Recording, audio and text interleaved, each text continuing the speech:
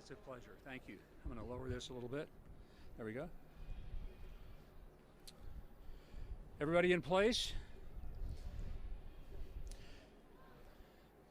Well, as you heard from being at the wall a moment ago, on this, my very first day as the ambassador to the State of Israel, it was such an honor and an incredible privilege to place on behalf of the President of the United States, President Donald J. Trump, a prayer that he wrote in his own hand and initialed, handed to me in person last Thursday at the White House, with the hope that I would bring it and place it in the wall with the best wishes and the prayers of the American people for the peace of Jerusalem and for the return of the hostages.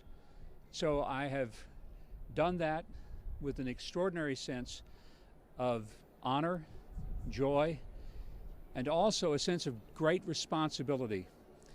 The relationship between the United States and Israel is not ceremonial.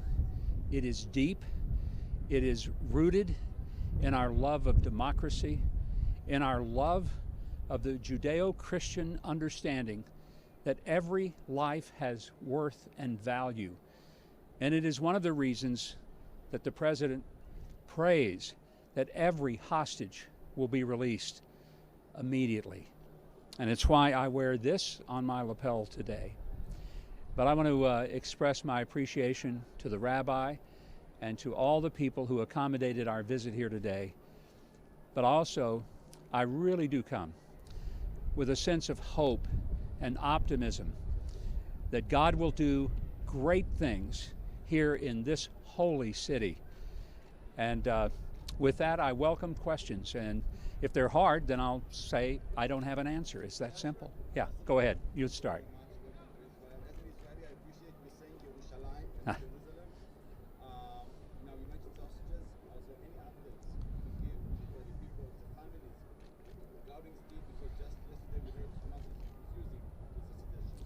I don't have any updates that I'm authorized to release. All I can tell you is that every effort continues to be made for every hostage to be released.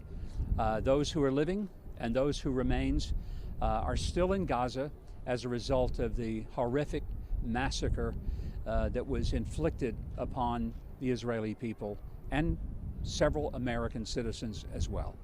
Yes.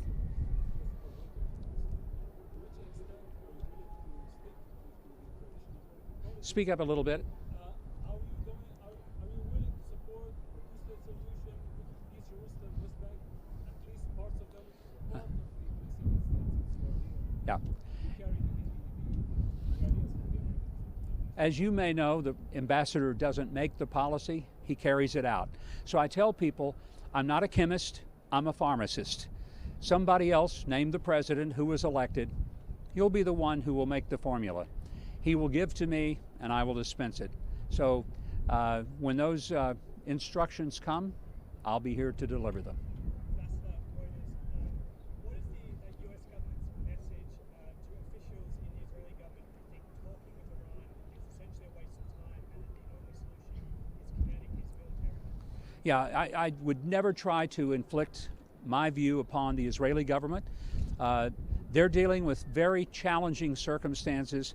I have great respect for what they're trying to get done and the manner in which they're getting it done. And so I'm not going to second guess their efforts whatsoever. It would be inappropriate for me as a representative of the U.S. government to evaluate what the Israeli government is doing. Yes.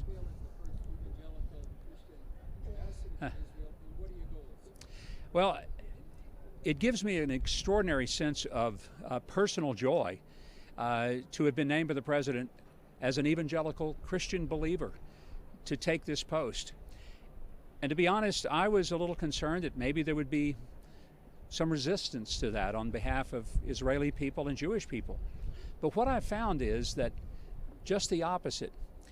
And many people, my Jewish friends, have expressed this over and again, that if I were Jewish and came as ambassador, they'd say, well, of course, he supports Israel.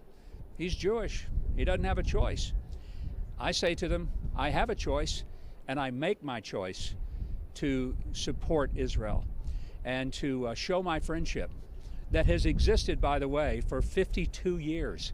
From my very first trip here, which was in 1973, when I was a month shy of my 18th birthday. So I've seen you, obviously, Chris, probably several dozen of the times that I've been here. And it never grows old. I never get to the point where I don't learn something. I never get to the point where I don't experience something being in this very magnificent place. Yes.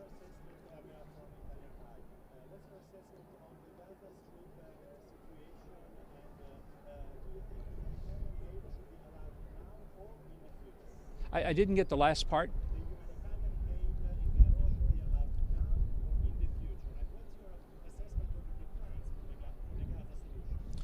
I think the plans are yet to be determined.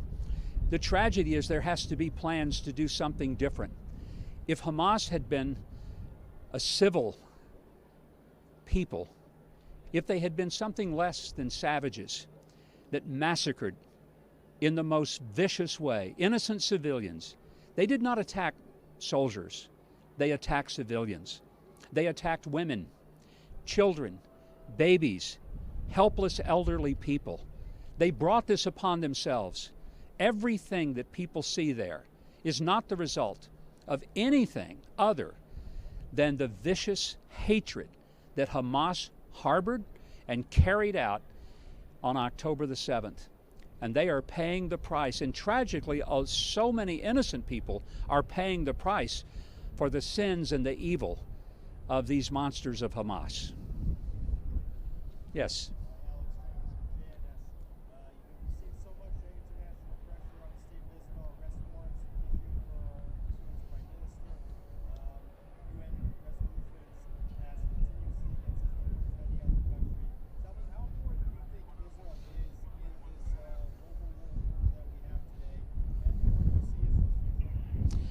Well, Israel is an incredibly important ally to us, and people sometimes only think that Israel benefits from the United States. The truth is, the United States benefits a great deal from Israel, and not just militarily. We certainly benefit from the technology, from the innovation, from defense systems that were developed here.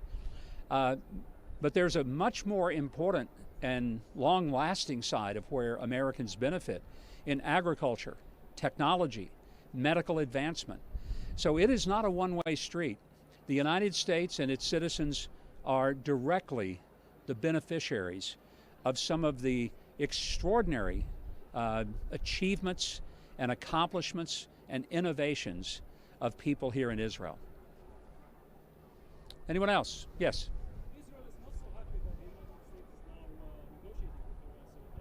So how the American administration is handling this? Well, I can't speak to how happy or unhappy they are because they have not communicated. Yeah, I'm just saying it's not for me to determine what they're happy or unhappy about. I'm here to represent the president, the American people, and I do know that there's never, ever been a president in America who has been a better friend to Israel than President Donald J. Trump. That I know.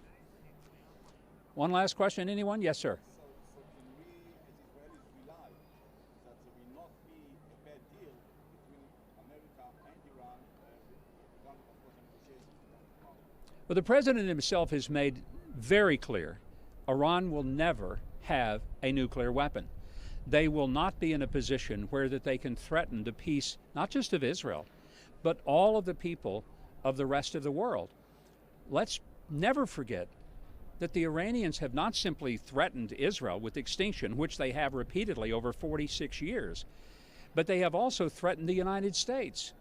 They don't just say death to Israel, they say death to America. And there's an old saying that when people tell you over and again they're going to kill you, you might want to take them seriously. So I don't think that this is just about Israel. Israel has often been called the little Satan and the U.S. the great Satan. I'd put it in simpler terms. For the Iranians, Israel is the appetizer and the U.S. is the entree. Whatever happens at the hands of the Iranians to Israel is the intended happening to those of us in the United States. Thank you very much. Pleasure to visit with you. Thanks for coming out.